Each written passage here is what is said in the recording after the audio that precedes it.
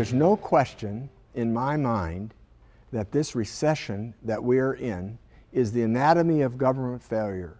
Congressional mistakes on lending, congressional mistakes on Fannie Mae, Freddie Mac, Federal Reserve mistakes on the interest rate. This is the anatomy of government failure. But following along with that, then naturally, when you're going to make interest rates 1%, people are going to borrow dollars and buy anything. And one of the things that they loved to buy was housing, and they did. And we built 3.5 million too many homes. The trouble we have here then is Americans are saying, look it, I need 100% financing. I don't have any money down. I don't have any credit record. And banks and loaners were saying, that's no problem.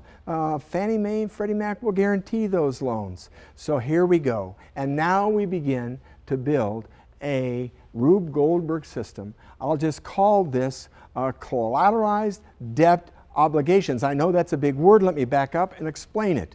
Look at, when all those loans were being made, they go into the bank, they package them together. Yes, they're subprime. Yes, they're going to become toxic, but be that as it may. And they put them together as residential mortgage-backed securities. And then they put more and more of them together. In fact, they put so many of them together that they're now going to call them collateralized mortgage obligations. Okay, fine.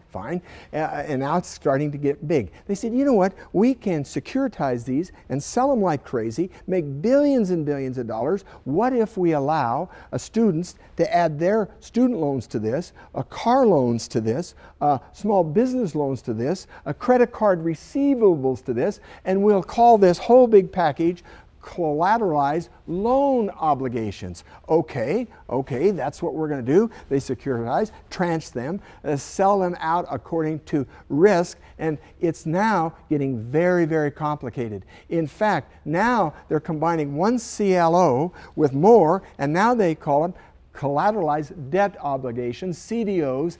In one CDO, in one particular bank, you might have 20 million underlying loans.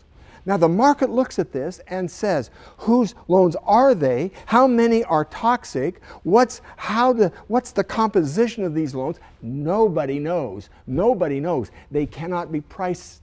And when they cannot be priced, now the market begins to do a meltdown. The market says it's complicated, well, there's no way anybody can figure this thing out. And so government steps in and says, oh my gosh, we have created a Rube Goldberg problem. So what we're going to do is we've got to just pour some cash into the American economy. And they poured over $500 billion into the economy, thinking that's going to solve the problem. And it didn't even touch it, because it didn't touch the toxic assets. Hello? Then government says, let's spend another 2/3 of $1 trillion called TARP, Troubled Asset Release Program. And so we'll buy off those troubled assets, and they tried to do that, and guess what? They could not be priced. So that system didn't work. So then government comes up with another idea, PPIP, Public-Private Investment Program, and said, hey, what about we split this, half treasuries, half private, and they'll figure it out. The private got in with the treasury to try to figure out these big pools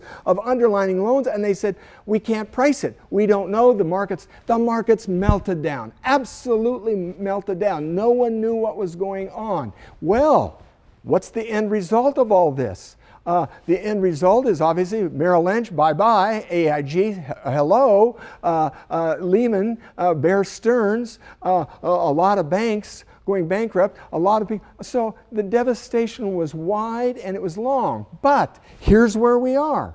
We're never going to be able to figure out those CDOs and what's underlying those. So we have to move on and say, now new loans that are coming on, we have to be selective. We have to know the composition. We have to know how those loans are performing. So we've learned a huge lesson from this debacle. That doesn't solve anybody's problem of the 5 million people who lost their jobs, of the banks that went under, etc. It doesn't solve that problem at all. But as we move from here, we should not make these kinds of mistakes. And so another learning experience and another recession.